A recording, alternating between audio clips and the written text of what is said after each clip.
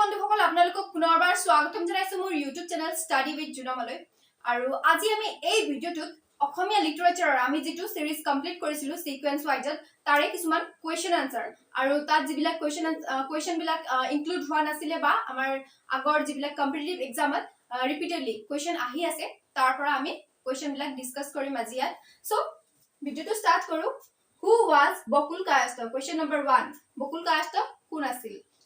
He was a mathematician from Kamrup. He was a mathematician হয় আৰু তেওঁ কিহৰ বাবে ফেমাস হয়? He was known for his work Kitabat Manjari. কেতিয়া লিখিছিল 1434 ত and Leelavati. আৰু এইবিলাক work basically তেওঁ mathematicsৰ ওপৰত mathsৰ ওপৰত based হয়. Question number 2. Who wrote Chokori Pheti Buranji? Who wrote Chokori Pheti Buranji? Answer is Numoli Borgohai. Answer is Numoli Borgohai. Question number 3. Who wrote Tumkhungia Buranji? Tumkhungia Buranji written by Srinath Duara Borua. And question number 4. Who wrote a few remarks on Assamese language?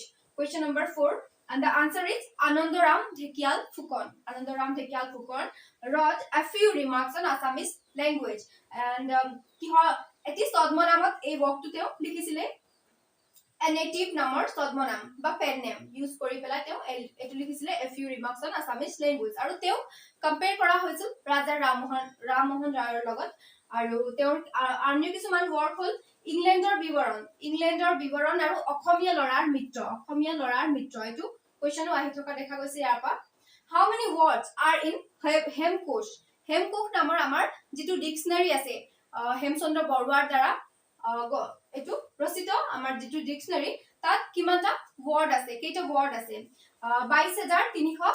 22346 টা word আছে আৰু এটো মনত ৰাখিবা আৰু কেতিয়া এটো publish হৈছিল 1900 সনত হেমচন্দ্ৰ গোস্বামীয়ে পাবলিশ কৰিছিল এটো মনত ৰাখিবা আমি পঢ়িছিলো আগৰ ভিডিঅটোত আপোনালোকে চাই লব পাৰিব তাত আৰু আমাৰ নেক্সট কোৱেশ্চন খাগৰ দেখিছা was written by খাগৰ দেখিছা এটো কোনে লিখিছিলে এটো লিখিছে আমাৰ দেৱকান্ত বৰুৱাই Question number 7.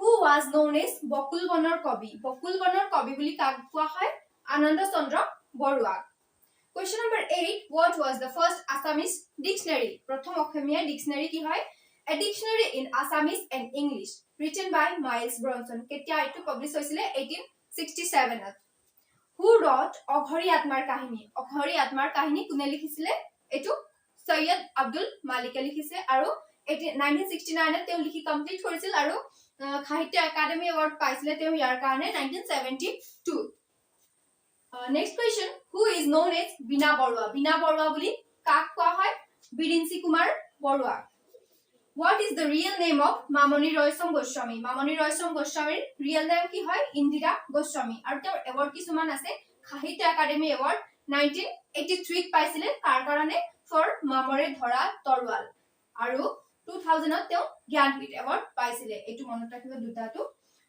Question number 12 Who wrote Alaknanda কোনে লিখিছিলে এটো নলিনীবালা দেৱীয়ে লিখিছিলে 1968 ত তেওঁ ইয়াৰ কাৰণে সাহিত্য একাডেমি এৱাৰ্ডও পাইছিলে And first Assamese lady, she was the first Assamese lady to chair the Assam Sahitya Sabha.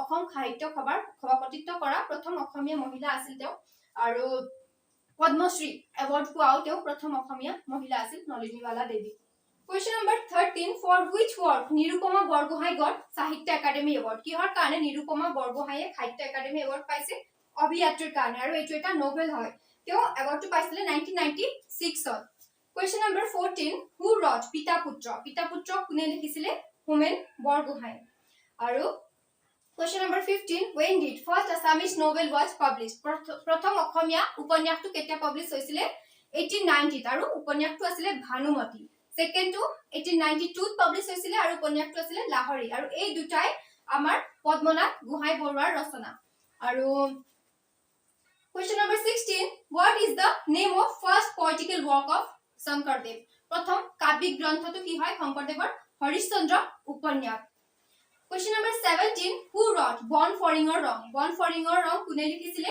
Doctor Nirmal Prabha বৰদলৈয়ে লিখিছিলে Question number 18 Who was the writer of অন্তৰীপৰ লিখক কোন হয় ডক্টৰ ভবেন্দ্ৰনাথ শইকীয়া আমি আগৰ পাঠটোত পঢ়িছিলো ভবেন্দ্ৰনাথ শইকীয়াৰ বিষয়ে তেওঁ এটা এৱাৰ্ড পাইছিলে অসমত ফাৰ্স্ট এৱাৰ্ড 1990 ত এই এৱাৰ্ডটোৰ নামটো লিখিব আপোনালোকে কমেন্ট বক্সত জনাব মোক ইয়াত আৰু question number 19 what is the one and only novel of Lakshminath Bezbarua Lakshminath বেজবৰুৱাৰ ওৱান এণ্ড অনলি নভেল উপন্যাসটো কি হয় পদুম কুঁৱৰী আৰু কোৱেশ্চন নম্বৰ 20 টো মই ইয়াত লিখা নাই এটো মই আপোনালোকৰ কাৰণে এৰি দিম শংকৰদেৱে ৰামায়ণৰ কোনটো কাণ্ড শংকৰদেৱে আৰু মাধৱদেৱে কোনটো কাণ্ড ৰামায়ণৰ অসমীয়ালৈ অনুবাদ কৰিছিল এইটো আপোনালোকে কমেন্ট বক্সত মোক কমেন্ট কৰি জনাব আৰু যদি ভিডিওটো ভাল পায় লাইক শেয়াৰ এণ্ড কমেন্ট কৰিব thank you so much for watching bye by